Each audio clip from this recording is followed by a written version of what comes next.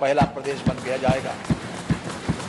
विभिन्न औद्योगिक परियोजनाओं जैसे मेडिकल डिवाइस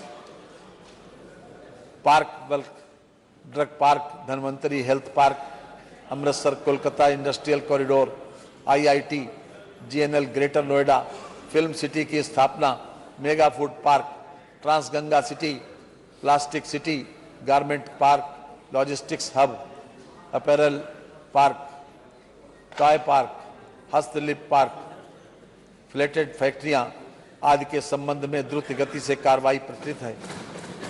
प्रदेश के सभी जनपदों के उत्पादों एवं पारंपरिक शिल्पों के समग्र विकास हेतु संचालित एक जनपद एक उत्पाद के प्रभावी क्रियान्वयन से प्रदेश से होने वाला निर्यात 88,000 करोड़ रुपए से बढ़कर 1.56 लाख करोड़ रुपए हो गया है।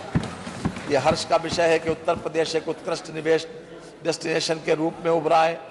इस दिशा में राज्य सरकार ने ease of doing business ranking में अभूतपूर्व प्रगति करते हुए देश में द्वितीय स्थान प्राप्त किया है। प्रदेश स्तर पर अंतर जनपदीय राशन कार्ड पोर्टेबिलिटी संचालित किए जाने के उपरांत भारत सरकार की one nation one ration card योजना के अंतर्गत प्रदेश में राष्ट्रीय पोर्टेबिलिटी की सुविधा माह मई 2020 से लागू है, जिसके अंतर्गत उत्तर प्रदेश के कार्ड धारक अन्य राज्यों की किसी भी उचित दर की दुकान से अपना खाद्यान्न प्राप्त कर सकते हैं। मई 2020 से मार्च 2022 तक अन्य राज्यों के 37,971 राशन कार्ड धारकों द्वारा उत्तर प्रदेश से तथा उत्तर प्रदेश के 8,99,798 कार्ड धारकों द्वारा अन्य राज्यों से अपना खाद्यान्न प्राप्त किया गया है। राज्य सरकार द्वारा अंत्योदय एवं पात्र गृहस्थी कार्ड धारकों को निःशुल्क खाद्यान्न के साथ साथ आयोडाइज्ड नमक, साबुन, चना एवं खाद्य तेल दिसंबर 2021 से मार्च 2022 तक निःशुल्क वितरित कराया गया, जिस पर लगभग 4,801 करोड़ रुपया का व्यय हुआ। इस योजना से प्रदेश के लगभग 15 करोड़ लोग लाभान्वित हुए। ये देश का विशालतम खाद्यान्न वितरण कार्यक्रम है, जिसका विस्तार अप्रैल 2022 से जून 2022 तक कर दिया गया है। प्रदेश के 15 करोड़ निर्धन व्यक्तियों को मुफ्त अनाज तथा 3 करोड़ मजदूरों को मार्च 2022 तक 500 रुपये प्रतिमाह का भत्ता और 98 लाख नागरिकों को 1,000 रुपये प्रतिमाह का भत्ता दिया गया। प्रधानमंत्री उज्ज्वला योजना के अंतर्गत उत्तर प्रदेश की 1.67 करोड़ महिलाओं को मुफ्त गैस कनेक्शन देने वाला देश का पहला प्रदेश बना। पिछले 5 वर्षों में प्रधानमंत्री आवास योजना के अंतर्गत प्रदेश के ग्रामीण एवं शहरी क्षेत्रों में 42,50,000 आवास स्वीकृत किए गए हैं। स्वच्छ भारत मिशन के अंतर्गत 2 करोड़ 61 लाख व्यक्तिगत शौचालयों का निर्माण कराकर उत्तर प्रदेश देश में प्रथम स्थान पर है। सौभाग्य योजना के अंतर्गत 1 करोड़ 41 लाख मुफ्त विद्युत कनेक्शन दिए गए। एंटी भू माफिया अभियान के अंतर्गत 64,398 हेक्टेयर की भूमि अवैध कब्जे से मुक्त कराई गई है। 2,471 अतिक्रमणकर्ताओं को भू माफिया के रूप में चिन्हित किया गया है। वर्तमान में 186 भू माफिया जेल में निरुद्ध हैं तथा 4,274 अतिक्रमणकारियों के विरुद्ध कार्रवाई की गई है। पिछले 5 वर्षों के हमारे कार्यकाल में प्रदेश बीमारू राज्यों की श्रेणी से निकलकर देश की अग्रणी राज्यों में आ चुका है।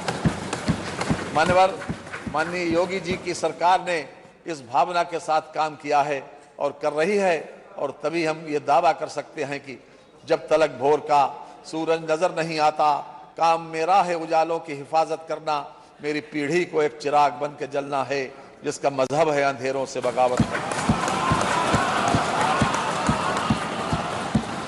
कानून व्यवस्था सरकार की अपराध एवं अपराधियों के प्रति जीरो टॉलरेंस की नीति के अनुरूप प्रदेश की कानून व्यवस्था को अधिक मजबूत बनाए जाने एवं आपराधिक असामाजिक तत्वों पर प्रभावी नियंत्रण करने के उद्देश्य से कार्य योजना बनाकर अपराधियों के विरुद्ध कठोरतम विधिक कार्रवाई की जा रही है।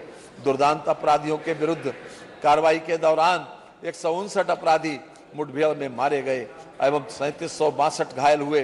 गैंगस्टर अधिनियम में 51,696 एवं NSA में 730 व्यक्तियों के विरुद्ध कार्रवाई की गई।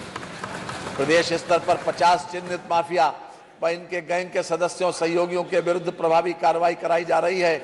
इसके अतिरिक्त जनपद स्तर पर विभिन्न प्रकार के माफिया चिन्हित कर, जैसे आपराधिक माफिया, भू माफिया, खनन माफिया, वन माफिया, मादक पदार्थ ऑब्लिक शराब माफिया, शिक्षा माफिया, गौ तस्कर माफिया व अन्य माफियाओं के विरुद्ध कार्रवाई की जा रही है।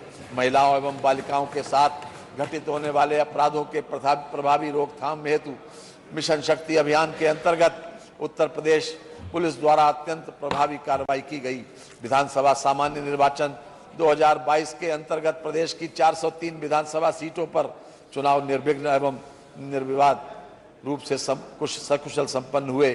चुनाव के दौरान पुलिस द्वारा सोशल मीडिया, डिजिटल वॉलंटियर एवं अन्य माध्यमों से प्रदेश में छोटी से छोटी सूचना का त्वरित गति से संज्ञान लेकर उन पर तत्परता पूर्वक कार्रवाई की गई, जिसके परिणाम स्वरूप कोई अफवाह बृहत रूप ले उससे पूर्व ही उस पर सकारात्मक निरोधात्मक कार्रवाई की गई, जिससे निर्वाचन के दौरान कोई भी बृहत घटना नहीं घटित हुई। प्रदेश ही नहीं बल्कि देश के अन्य राज्यों में भी इसकी सराहना की गई है। आतंकवादी गतिविधियों पर अंकुश लगाने के लिए एटीएस सेंटर देवबंद का निर्माण कार्य प्रगति पर है, जिसे शीघ्र पूर्ण किया जाएगा तथा मेरठ, बहराइच, कानपुर, आजमगढ़ व रामपुर में एटीएस सेंटर का निर्माण कराया जाएगा। माननीय उच्च न्यायालय इलाहाबाद, लखनऊ खंडपीठ एवं जिला न्यायालयों राज्य सरकार द्वारा अधिसूचित किसी अन्य न्यायालय, मेट्रो, रेल, धार्मिक स्थलों विदिन ब्रैकेट अयोध्या, काशी, मथुरा, ऐतिहासिक स्थल ताजमहल, हवाई अड्डों, बैंकों, अन्य वित्तीय संस्थानों, औद्योगिक उपक्रमों, सामरिक एवं महत्वपूर्ण प्रतिष्ठानों आदि की उत्तम संरक्षा तथा सुरक्षा हेतु उत्तर प्रदेश विशेष सुरक्षा बल का गठन किया गया है, जिसके लिए 276 करोड़ 66 लाख रुपए की व्यवस्था प्रस्तावित है। पुलिस इमरजेंसी प्रबंध प्रणाली के अंतर्गत यूपी 112 विदिन ब्रैकेट डायल 100 योजना के द्वितीय चरण को वित्तीय वर्ष 2022-2023 में प्रारंभ किया जाना है। इसके सुदृढ़ीकरण हेतु 730 करोड़ 88 लाख रुपए की व्यवस्था प्रस्तावित है। सेफ सिटी योजना के अंतर्गत महिलाओं की सुरक्षा के लिए लखनऊ, गौतम बुद्ध नगर, आगरा, वाराणसी, गोरखपुर, प्रयागराज में योजना लागू किए जाने हेतु 523 करोड़ 34 लाख रुपए की व्यवस्था प्रस्तावित है। जनपदीय थानों हेतु सुरक्षा उपकरणों एवं अस्त्र शस्त्र हेतु 250 करोड़ रुपए की बजट व्यवस्था प्रस्तावित है। विधि विज्ञान प्रयोगशालाओं की स्थापना तथा Uttar Pradesh forensic science institute Lucknow का निर्माण कराया जा रहा है। पुलिस के आवासीय भवनों के लिए 800 करोड़ रुपए, अनावासीय भवनों के लिए 800 करोड़ रुपए, नवसृजित जनपदों में पुलिस के आवासीय अनावासीय भवनों हेतु 300 करोड़ रुपए तथा नवसृजित जनपदों में पुलिस लाइन के निर्माण के लिए भूमि क्रय हेतु 65 करोड़ 70 लाख रुपए की व्यवस्था प्रस्तावित है। मान्यवर, हम जानते हैं कि वर्ष 2019 में माननीय प्रधानमंत्री जी ने भारत देश को $5 ट्रिलियन की अर्थव्यवस्था के रूप में विकसित करने का लक्ष्य घोषित किया। उत्तर प्रदेश देश का सबसे अधिक मानव संपदा वाला प्रदेश है, अतः देश को $5 ट्रिलियन की अर्थव्यवस्था बनाने में उत्तर प्रदेश का महत्वपूर्ण योगदान रहेगा। इसी दृष्टि से प्रदेश को $1 ट्रिलियन की अर्थव्यवस्था के रूप में विकसित करने का लक्ष्य लेकर हमारी सरकार कार्य कर रही है। कोविड-19 महामारी से वित्तीय वर्ष 2020-2021 और 2021-2022 में विश्वव्यापी आर्थिक मंदी रही, जिसका प्रभाव प्रदेश की अर्थव्यवस्था पर भी पड़ा। अब प्रदेश उस दौर से निकल चुका है। प्रदेश की अर्थव्यवस्था में तेजी से सुधार हो रहा है। हमारा विश्वास है कि हम प्रदेश की अर्थव्यवस्था को $1 ट्रिलियन तक ले जाने में सफल होंगे।